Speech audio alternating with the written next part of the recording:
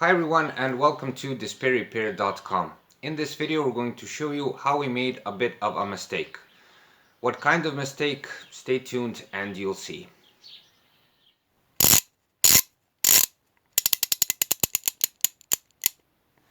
despairrepair.com. Well, a bit of suspense at the beginning of the video. I hope you don't mind. It's just to make things a bit more interesting. Anyway, what is the mistake? Well, if you follow our YouTube channel and if you visit our website, we've shown you how to make simple repairs and do simple maintenance on your car. We've shown you how to change a headlight bulb, how to change an air filter, how to check the coolant, how to make various checkups and so on. General knowledge that most drivers should have under their belt in order to save some time, save some money and help themselves around the car and perhaps on the road. But what we never did explain is that there is a unique procedure for every repair you do, be it simple or complicated, that you should go through in order to make the repair properly. So if you apply the principles we're going to show you next, you'll be more or less be able to do a repair on any car, do it in a proper manner and finish it successfully. Now, the first thing we'll be talking about is goodwill and patience. These are crucial factors if you want to make a proper car repair. Without any of them, the car repair won't go as it should, trust me. Whenever you want to make a car repair, a certain amount of goodwill is necessary. Why? If you do any kind of repair around the house, around the car or anything else, or any kind of job, and you enter it half-hearted, I think that's the right term, then you're going to do a lousy job. You'll either not want to do it, you'll do a sloppy job, and the repair won't go the way it should. The second thing is patience. Well, if you're a person like this,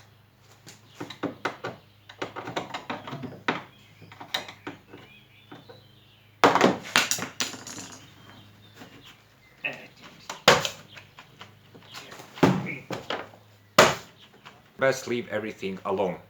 Before starting any kind of repair, you have to have in mind that repair may not turn out the way you want, or something may happen, okay? Like you may break something off. You may encounter a rusty screw or something. A repair which is supposed to last 15 minutes or half an hour can last 2 hours, you know.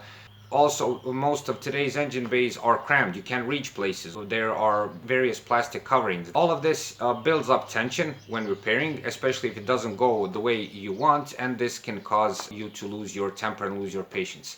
In this case, it's better to not do the work at all. Just leave it for, you know, another hour, another day, a better situation, or else, because if you lose your patience and continue doing the work, there is a good possibility that you'll also do a sloppy job, you'll break something off, you'll cause some damage, and that's not the point of a repair, of course. One more very important thing is to inform yourself before you start the car repair. In many of our videos we say that the basic principle of a repair is the same for all cars and can be applied to most cars. Well, that is true. For instance, take changing the headlight bulb. If you learn how to do it on a Skoda, there's a good possibility that you'll be able to change it on a Mercedes also. But the main difference is approaching the repair. Changing the bulb is the same on both a Skoda and a Mercedes, but reaching the bulb is not the same. It would be best to inform yourself about the specific procedure for your car type. I would recommend two main information sources. YouTube videos. There are hours of YouTube video tutorials for specific car types, which are very helpful. And second are forums. Forums are information gold mines. There you can find real down-to-earth information how people solved their problem for that car type exactly. So before you start, go through the specific procedure for your car. The most important thing on this part, if you inform yourself properly, is to see that if you need any other special tools, you know, will there be any other obstacles that you have to account for, various things that you have to take off in order to reach the part you're replacing, and so on.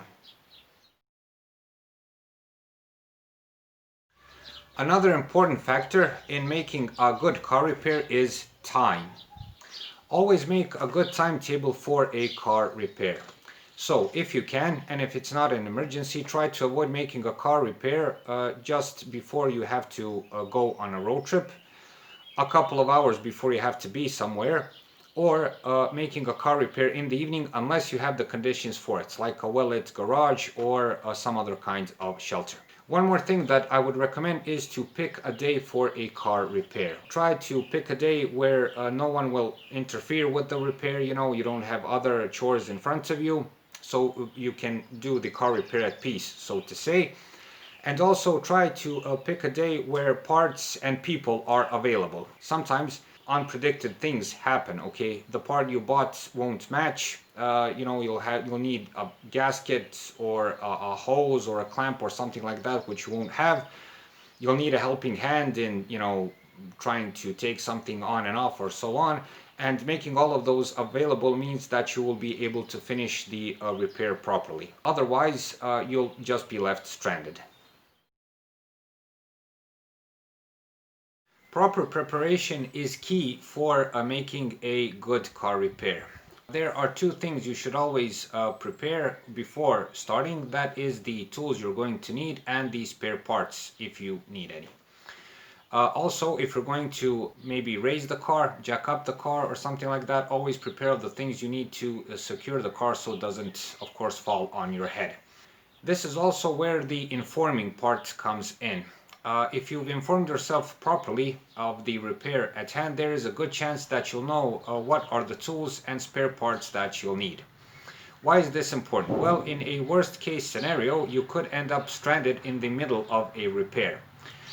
You bash everything apart, okay, and then you come to the conclusion that you don't have either the tool you need or the part you need. So make sure that everything is at hand to the best of your knowledge so you can make a nice and fluent car repair.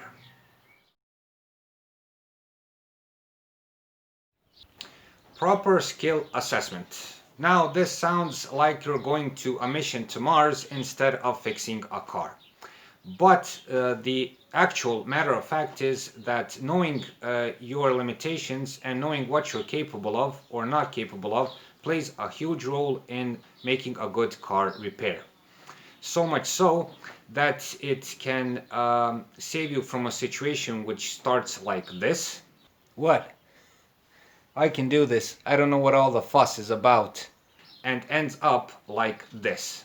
Oh my god, what have I done? Here, informing yourself again plays a key role.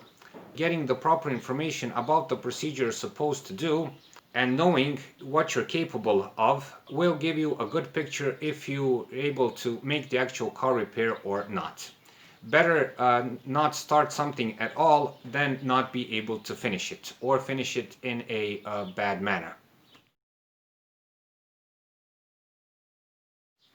Next is make a check and double check of everything you did, especially in cases of more complex repairs. Always make a overview of everything you did.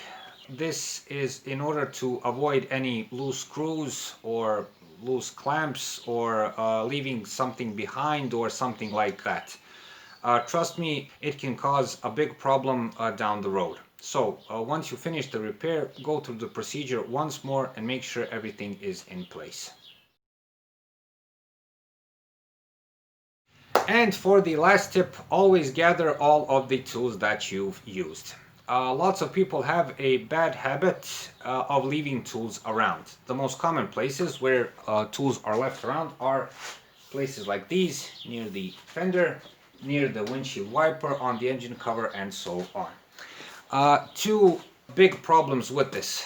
First problem is that you'll be losing tools, which is not good. And the second more dangerous problem is that a leftover socket, for instance, or a small wrench can fall into the engine and cause some serious damage. For instance, it can accidentally fall into the serpentine belt and cause huge problems. The best way to do this is to finish with what you started. For instance, if you had a socket set, a pair of pliers and a screwdriver, make sure that all of those three things are accounted for once you finished. This way you're 100% sure that there's no leftover tools. Also, any kind of leftover screws, nuts, or any other parts can cause problems, as they also can over time fall into the engine and cause damage. If you have to spend hours finding them, okay, everything has to be accounted for. If they fall into a tight spot somewhere in the engine where they're hard to reach, you can use tools like these, a magnet, or something like this, in order to retrieve it. So again, finish with what you started and you'll be 100% okay. So that's it for this time. I hope this video helps. I hope you'll be able to make a successful car repair and above all avoid any possible problems. Give us a like and subscribe. It's a huge help for what we're doing. Also, if you find the time, visit us at our website despairrepair.com, where you can find more information about car maintenance, driving, and other useful tips. Thanks for watching.